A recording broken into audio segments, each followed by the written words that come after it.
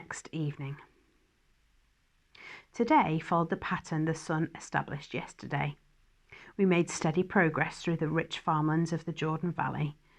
Jesus' 72 messengers raced ahead of us into farmsteads and hamlets talking about Jesus and healing anyone who was sick. At the end of the day, after the camp was set up and food eaten, many of the Galilean people gathered round to hear Jesus teach. Yesterday he taught them about prayer. Today he moved on to the subject of money, prompted, I think, by the jealous comments of Galilean hill farmers as they passed through the fertile plains of the Jordan. Jesus' story concerned a rich farmer who'd stored up more grain than he could either eat or sell.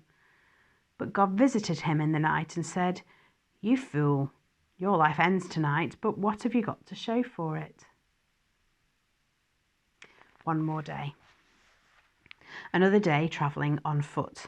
Jesus walked at the very back of the Galileans with his 12 companions.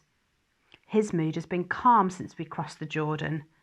Somehow he has felt safe on the far side of the river from Jerusalem and among his own people. The 12, on the other hand, have become more worried with every passing day. They've heard Jesus talking about arrest and death, though they do not fully understand. They know they are walking into trouble. "Don't worry," he told them. Picking a lily flower, he showed it to them. "See how beautiful this is. It doesn't weave cloth or sew, but my dad clothes it, and it's better dressed even than King Solomon. If this is how God clothes a flower which blooms today and dries up tomorrow, don't you think he'll look after you?"